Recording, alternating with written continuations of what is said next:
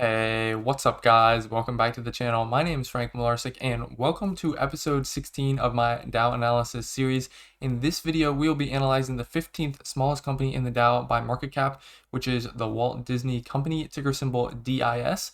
And I'm really excited for this video since it's actually the 15th company in the Dow, like I said. So after this video, we'll be half done with the series, which, is kind of bittersweet, but it's good to see that we are making progress.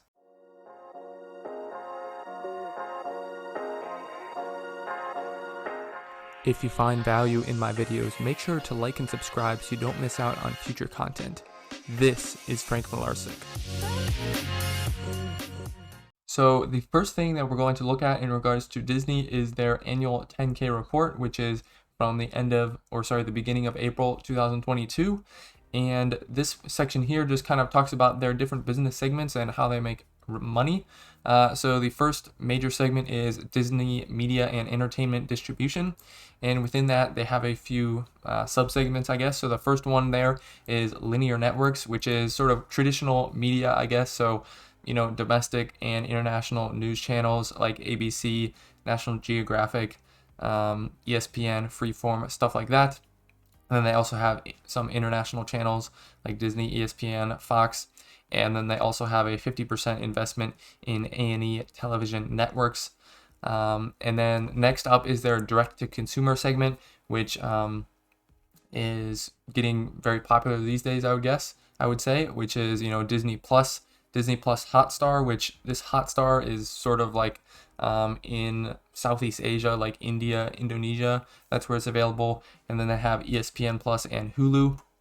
And then they also have content sales and licensing, which is kind of just like sales and licensing of, some of their content and, distribution of music and live entertainment, stuff like that. So that is the final segment there within the media segment. And then the next major segment is the Disney Parks Experiences and Products segment, and within that they have a few lines of business as well, which is Parks and Experiences, which includes the various theme parks and resorts around the world, and then the cruise lines that they have throughout the world. And then in terms of consumer products, that just includes licensing of trade names, characters, stuff like that, and sales of branded merchandise.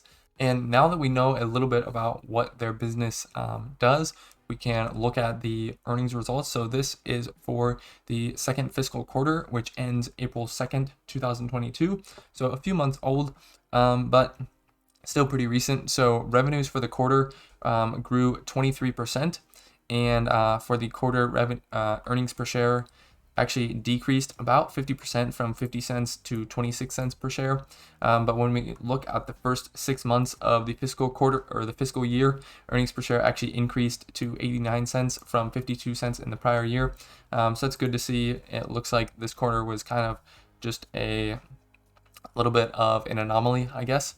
And if we look down here at the kind of overall chart, we can see total revenues of around 19 billion for the first quarter and 41 billion for the first 6 months, which is around a 23% growth for that second quarter, like I was saying. And then net income really dropped about 48%, like we were saying, to 470 million, but including the first full 6 months, net income was $1.6 billion, which was a 72% increase. And looking a little bit at a more detailed picture, we can look at the different segments and how they performed. So the media segment had revenues around $13.6 billion, which was a growth of about 9%. But the parks and entertainment or experiences segment had revenues around $6.6 billion, which was an increase of over 100% from the second quarter last year. So that's really good to see. It shows that these parks and cruise lines and stuff are continuing to open up more. And as we'll look at a little bit later, they still have more room to go with that. And in terms of income, operating income for the media segment actually decreased by about 30%, and the income for the parks and experiences segment increased to 1.7 billion. It was actually negative in the first quarter last year, but we had a positive number there this year. And looking at the media segment breakdown for revenues and income, we can see that generally revenues are growing, but the direct-to-consumer segment there, which includes Disney Plus, Hulu, ESPN Plus, that is still operating at a loss, about $900 million loss in the first quarter of this year, which is a lot bigger than the $290 million loss they had in the first quarter last year. So that's definitely something that I hope they can turn into a profitable business in the next few years, and I think that's really what they're trying to do.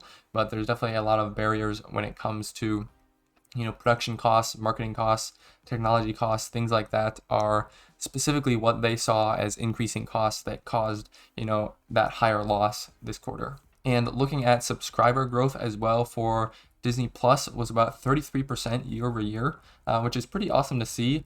The one thing that I think is interesting is more than a third of their subscribers are from this Disney Plus Hotstar, which, like I said, is in Southeast Asia, like India, Indonesia, areas like that. And if we look down here, the interesting thing is the average monthly revenue per paid subscriber for Disney Plus Hotstar is less than $1 per month, which is pretty interesting. So, in the US and Canada and most international places, the average monthly revenue is around between $6 and $6.50, whereas with Hotstar, it's less than $1, which greatly reduces, the overall average revenue they're receiving from Disney Plus. So, to me, I think these subscription numbers look a little bit deceiving when you consider, the vast differences in amount of revenues that they're receiving from those different services. And talking about the parks and experiences segment a little bit, it talks a little bit about that here. It says that cruise ships operated at reduced capacities in the current quarter. So that's definitely a better thing than what happened the prior year quarter, which says that sailings were suspended. But the point is they still have room for more reopening. And again, similar results with the parks. So Hong Kong and Shanghai resorts were definitely the biggest ones that were kind of closed down. So the Hong Kong resort was only open for 3 days in the quarter, and the Shanghai resort was only open for 78 days in the quarter. So definitely a lot of room for reopening there with those kinds of parks that will increase their revenues and income in the future. And looking at the balance sheet now, the first thing I want to point out is that these numbers are only 6 months apart, so not that big of a difference here. But current assets are around $31 billion, which is down a little bit from 6 months before, which is mostly just due to a decrease of about $2 billion in cash. And then when we look at current liabilities, those current liabilities are around $29.6 billion. So that gives them a current ratio of just over 1, which is good and means that they have enough current assets to pay off all their current liabilities if they need to. And when we look at total assets, just a little bit of a decline there, about $1 billion. Again, I would like to see an increase in total assets over time, but it's only a 6-month period and it's just a very small decrease relatively speaking. So it's not really that big of a deal at this point, I would say.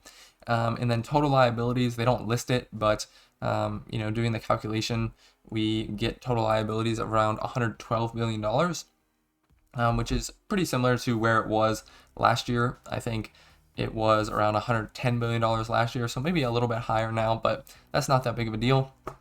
We can look at their debt as well. So they list it as borrowings. So current portion of the debt is around $5.5 billion, and then the long-term debt is around $46.5 billion. So that gives them, total debt of around $52 billion.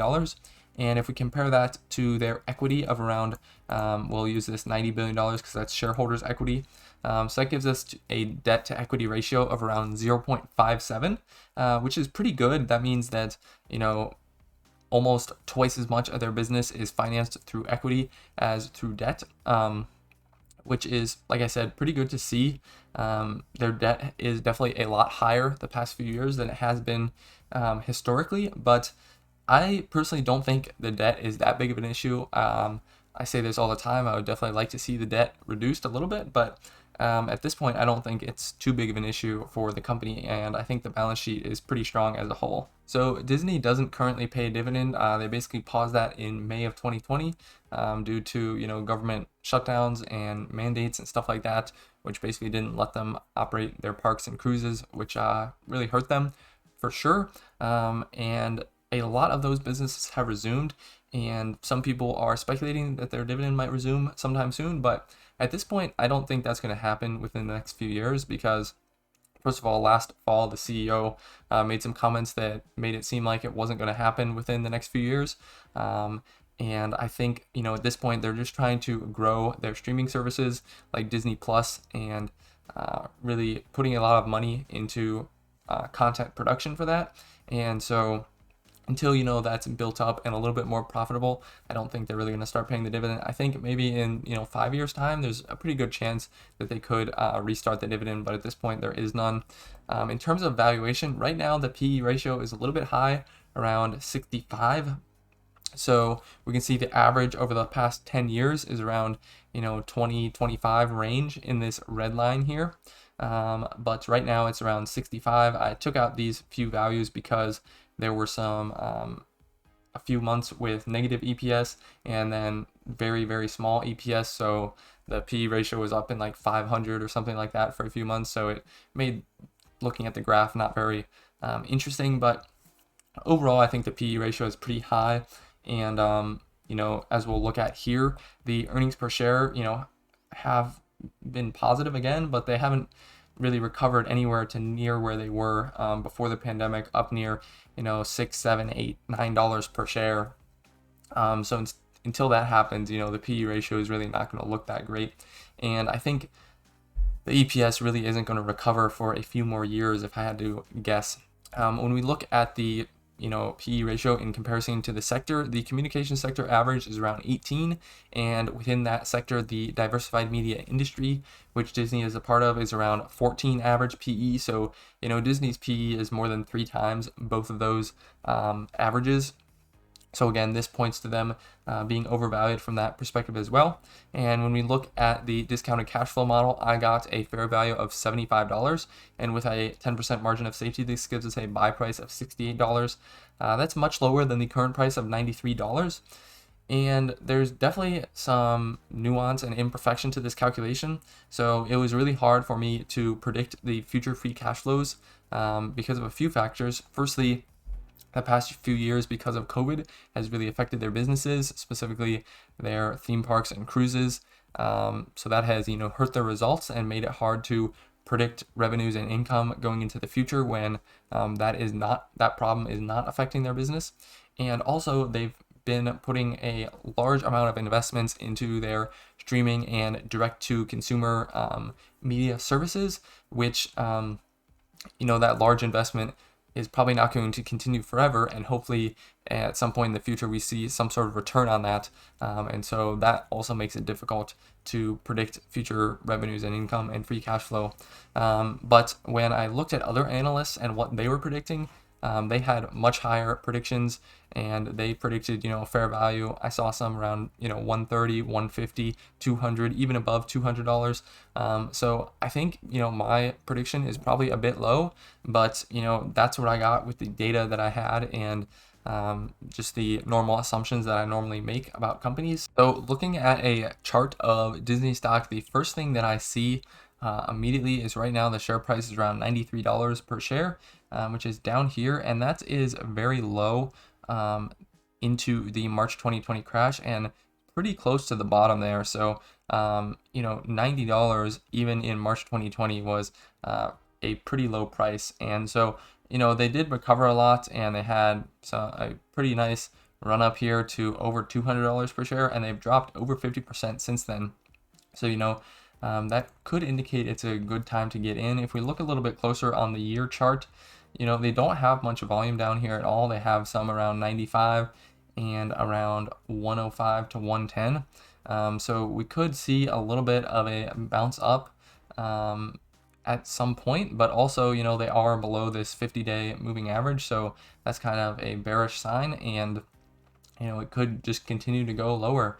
I really don't know at this point. I think there's a fair possibility that it goes up a little bit and gets closer to this 50-day moving average, but we'll just have to see what happens. So overall, there's certainly a lot of positive signs for Disney. They have a great business with a very popular brand among many people, and their revenue streams are actually fairly diversified between the media and the parks and cruises, which are all kind of built around the same ecosystem, but they're all different revenue streams. And especially, I like the fact that they have interests in sort of legacy media segments, such as cable and traditional broadcasting.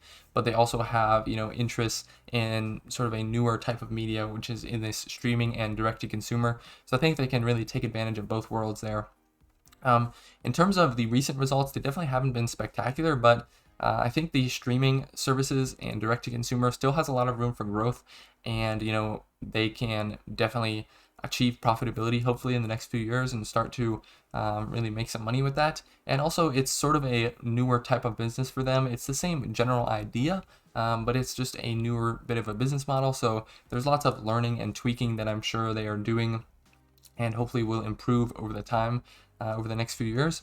And also with their parks and cruises, they still have more reopening to do in order to get back to full capacity, which would have been similar to before the pandemic. So that would definitely help their bottom and top lines. In terms of valuation, it definitely does look overvalued, but like I said with the DCF, I'm not super confident in the predictions I made, and a lot of other analysts have made predictions that don't really align with my predictions. But with the information I had, that's the best that I could do. So maybe the higher predictions are more accurate. I'm not sure. But I would say it's certainly at a huge discount from where it's been over the past few years. And it's pretty close to March 2020 lows, which is definitely a good sign and could indicate it's a good opportunity to buy. I think the one downside I see a little bit is it seems like they kind of involve themselves in politics a little bit, which isn't the worst thing, but generally I would prefer if companies I invest in don't mess with that much and kind of stay out of the way when it comes to that. They also have some issues in Florida right now. I think they had some sort of special tax status there. I'm not super educated on the issue, but they had some sort of special tax status, and for some reason the government is trying to take that away because they think it's not fair that only Disney has that or something like that. And they're trying to get Disney to pay $1 billion in order to retain that status. So, $1 billion for Disney isn't the end of the world. It's not going to kill their business, but it would affect their results in a year. So that is something to consider, I guess. At this point, I don't think I'm interested in investing in the stock for the long term. I think I would want to try to learn more about my projections and my predictions, and why those were a lot different than other people's, and try to get a more accurate view of the future for Disney, and also try to get a handle on what the company thinks it sees in terms of revenues and income for the kind of direct to consumer side of things, and how much growth they really expect there. And I would definitely want to understand that tax issue in Florida a little bit as well. So I think it could be a short-term play a little bit. I wouldn't be super confident in it in the short term, but I think it could be a nice opportunity for sure, just because of how low the price is compared to where it's been previously. But again, like I said, I'm not investing at this point. I would love to hear what you guys think of the stock in general, if you do own any, and at what price you would be interested in buying. So just want to thank everyone for sticking around to the end of the video, and I'll see you in the next one.